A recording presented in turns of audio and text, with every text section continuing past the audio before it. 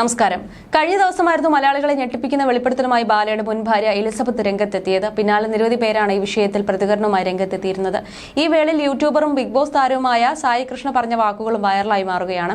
ബാലയുമായി മുൻപ് വളരെ അടുത്ത സൗഹൃദം കാത്തു സൂക്ഷിച്ചിരുന്ന വ്യക്തിയാണ് സായി. എന്നാൽ പിന്നീട് ബാലയുമായി സായി ആകുന്നു. ബാല ഗോഖലെ വിവാഹം കഴിച്ചപ്പോൾ ബാലയ്ക്കെതിരെ സായി രംഗത്തെത്തിയതും വലിയ വാർത്തയായിരുന്നു. എലിസബത്തുമായി ഞാൻ സംസാരിച്ചത് തന്നെ വളരെ കുറവാണ്. ബാലയുമായി നല്ല കണക്ഷൻ ഉണ്ടായിരുന്നപ്പോൾ തന്നെ അവിടെ വീട്ടിൽ പോയാലും ഇവരുമായി അധികം ഇടപെട്ടിട്ടില്ല, സംസാരിച്ചിട്ടില്ല. കണ്ടാൽ ചിരിക്കും. എപ്പോഴെങ്കിലും സുഖമാണോ എന്ന് ചോദിച്ചാലായി. ഞാൻ കരുതിയത് അവർ നിയമപരമായി വിവാഹം കഴിച്ചു കഴിയുകയാണെന്നാണ്. അടുത്തിടെ വിവാദത്തിന്റെ സമയത്താണ് അത് അങ്ങനെയായിരുന്നില്ലെന്ന് പറയുന്നത്. ഇപ്പോഴെന്തായാലും എലിസബത്ത് ഉദയൻ ചില ഗുരുതര വെളിപ്പെടുത്തലുമായി വന്നിരിക്കുകയാണ്.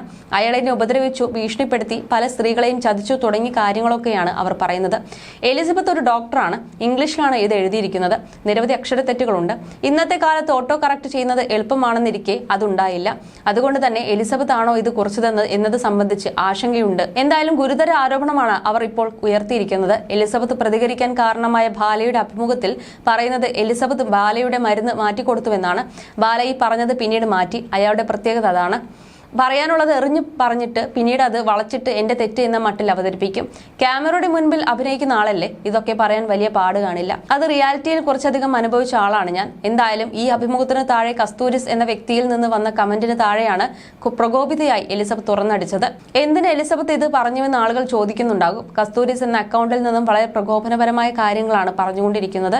ഇതാണ് എലിസബത്തിനെ പ്രകോപിതയാക്കിയത്. എലിസബത്ത് പറയുന്നത് ഓഡിറ്റ് ചെയ്യപ്പെടേണ്ട കാര്യങ്ങൾ തന്നെയാണ്. എനിക്ക് തോന്നുന്നത് വരും ദിവസം ഈ ഗ്രൂപ്പ് കുറച്ച് എക്സ്പാൻഡ് ആകുമെന്നാണ്. കൂടുതൽ ക്യാരക്ടർ ഇതിലുണ്ടാകും. ഗസ്റ്റ് അപ്പിയറൻസുകളും ഉണ്ടാകും. രംഗണ്ണൻ സമാധാനത്തിന്റെ പാത വിട്ട് വരുമോ എന്നും കാത്തിരുന്ന് കാണേണ്ടി വരുമെന്നും സായി പറഞ്ഞു.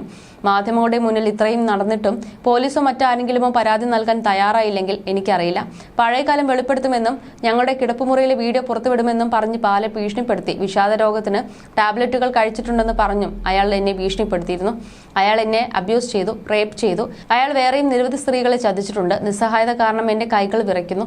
എനിക്ക് വധ്യതയുണ്ടെന്ന് അയാൾ പരസ്യമായി പറഞ്ഞു. മാത്രമല്ല ഞാൻ മരുന്ന് മാറ്റിക്കൊടുത്തുവെന്നും പറയാതെ പറഞ്ഞുവെന്നാണ് എലിസബത്ത് കുറിച്ചത്.